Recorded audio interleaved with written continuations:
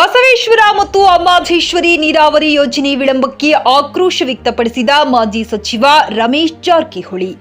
ಕಿಳಿಂಗಾವ ಬಸವೇಶ್ವರ ಏತ ನೀರಾವರಿ ಮತ್ತು ಕೊಟ್ಟಲಗಿ ಅಮ್ಮಾಜೇಶ್ವರಿ ಏತ ನೀರಾವರಿ ಯೋಜನೆ ವಿಳಂಬ ಖಂಡಿಸಿ ಅಥಣಿ ಹಾಗೂ ಕಾಗವಾಡ ಶಾಸಕರ ವಿರುದ್ಧ ಮಾಜಿ ಸಚಿವ ರಮೇಶ್ ಜಾರಕಿಹೊಳಿ ಆಕ್ರೋಶ ವ್ಯಕ್ತಪಡಿಸಿದರು.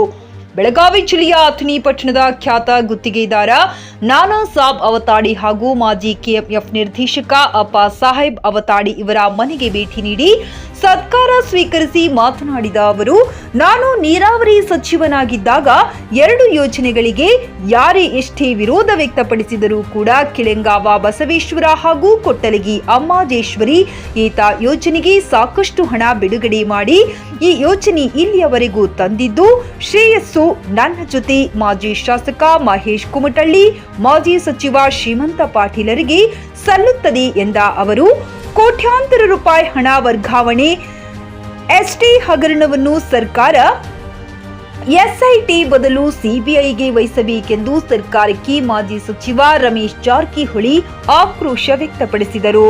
ಇದೇ ಸಮಯದಲ್ಲಿ ಮಾಜಿ ಸಚಿವ ಶ್ರೀಮಂತ ಪಾಟೀಲ, ಮಾಜಿ ಶಾಸಕ ಮಹೇಶ್ ಕುಮಟಳ್ಳಿ, ಅಪ್ಪ ಸಾಹೇಬ್ ಅವತಾಡಿ, ನಾನಾ ಸಾಹೇಬ್ ಅವತಾಡಿ, ರವಿ ಪೂಜಾರಿ, ಕುಮಾರ್ ಪಡಸಲಿಗಿ, ಸತ್ಯಪ್ಪ ಬಾಗೇಣ್ಣವರ, ನಿಂಗಪ್ಪ ನಂದೇಶ್ವರ, ಅಶೋಕ್ ಎಲಿಹಡಲಿಗಿ, ದೀಪಕ್ ಪಾಟೀಲ, ಮಲ್ಲಪ್ಪ ಹಂಚಿನಾಳ ಮತ್ತು ಸಿದ್ದಪ್ಪ ಮುದುಕಣ್ಣವರ್ ಮುಖಂಡರು, ಅಭಿಮಾನಿಗಳು ಅನೇಕರು ಉಪಸ್ಥಿತರಿದ್ದರು. ಸತೀಶ್ ಕೋಳಿ, ನ್ಯೂಸ್ ಪಾಸ್ಟ್, ಚಿಕ್ಕೋಡಿ. ನಮ್ಮ ಅಮ್ಮಾಜೇಶ್ವರಿ ನಾವು ಭಾಳ ಸ್ಪೀಡ್ ಮಾಡಿದ್ವು. ಅದನ್ನು ಸರ್ಕಾರ ಬಂದು 1 ವರ್ಷ ಆದರೂ ಇನ್ನೂ ಹಂಗೆ ಕೂತದೆ. ನಮ್ಮ ಆ ಭಾಗ ರೈತರು ಪದೇ ಪದೇ ನಮಗೆ ಫೋನ್ ಮುಖಾಂತರ ಸಂಪರ್ಕ ಮಾಡಿದ್ದಾರೆ ಮತ್ತು ಸ್ವತಃ ಖುದ್ದಾಗಿ ಬಂದು ಭೇಟಿಯಾಗಿದ್ದಾರೆ.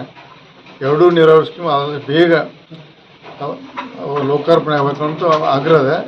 ಮತ್ತು ಯಾಕಂದರೆ ಅದನ್ನು ಸ್ಟಾರ್ಟ್ ಮಾಡೋದಕ್ಕೆ ನಾವು ನಮ್ಮ ಪಕ್ಷದಿಂದ ಎಲ್ಲ ಚರ್ಚೆ ಮಾಡ್ಕೊಂಡು ನಾವು ಹೋರಾಟ ಮಾಡೋಕ್ಕೆ ಪ್ರಯತ್ನ ಮಾಡೋದಂತ ತೀರ್ಮಾನ ಮಾಡ್ತೀವಿ ಅತಿ ಶೀಘ್ರದಲ್ಲಿ. ಯಾಕೆ ಎಲ್ಲ ನಾ ಸ್ವತಃ ಮಂತ್ರಿ ಇದ್ದಾಗ 2 ನಮ್ಮ ಅಥಣಿ ಭಾಗದ ಕಳೆದ 100 ವರ್ಷದಿಂದ 2 ಈ ಭಾಗ ಮಧುಬಾವಿ ಇರೋದು, ನಮ್ಮ ಐಗಡಿ ಕೊಟ್ಟಲಗಿ ಈ ಭಾಗದ ಜನರನ್ನ ನಾವು ಚಿಕ್ಕವ್ರದಾಗ ನೋಡಿದ್ದ, ನಾವು ಬಂದಾಗ ಮಾಡಿದ್ದ, ಅದು ಇನ್ನೂ ಮಾಡಿಲ್ಲ ಅವ್ಕಲೆ ಭಾಳ ಖೇದದ. ಈಗ ಯಾರು ಇಬ್ಬರು ಶಾಸಕರು ಯಾಕೆ ನೀರಾವರಿ ಅಂದರೆ ಪಕ್ಷಾತೀತರಬೇಕು ಅಂತ ದಯವಿಟ್ಟು ನಾವು ಅವ್ರಿಗೆ ಮನವಿ ಮಾಡ್ಕೋತೇವೆ. ಇದು ಶೀಘ್ರ ಪ್ರಾರಂಭ ಮಾಡಬೇಕು. ಇದಕ್ಕೆ ನಾವು ನಮ್ಮ ಪಕ್ಷದಿಂದ ಹೋರಾಟ ಮಾಡೋಕ್ಕೆ ನಾವು ಸಿದ್ಧತೆ ಮಾಡ್ತೀವಿ. ಸರ್, ಈಗ ಸಾಕಾಗಿದೆ. ನಮ್ಮ ಭಾಳಷ್ಟು ಸಲ ದುನಿ ಎತ್ತಿದ್ದು ನಾವು. ಅದನ್ನು ಸರ್ಕಾರ ನೋಡಾಕ್ತಾ ಇರಲ್ಲ ಅದ್ರ ಬಗ್ಗೆ, ಬರೀ ಅವ್ರಿಗೆ ಸುಳ್ಳು ಹೇಳ್ಕೋದು ಕೂತಾರೆ. ಅದಕ್ಕೆ ನಾವು ಮತ್ತೆ ಈಗ ನಾಳೆ ಬರುವ 15 ತಾರೀಕಿನ ವಿಧಾನಸಭೆ ಅಧಿವೇಶನದಲ್ಲಿ ಅದ್ರ ಬಗ್ಗೆ ಚರ್ಚೆ ಮಾಡ್ತಾರೆ. SC ST ನೋಡಿ, ಬಹಳಷ್ಟು ಗೋಲ್ ಮಾಡಿದಾವೆ ನಮ್ಮದ ಪಕ್ಷ.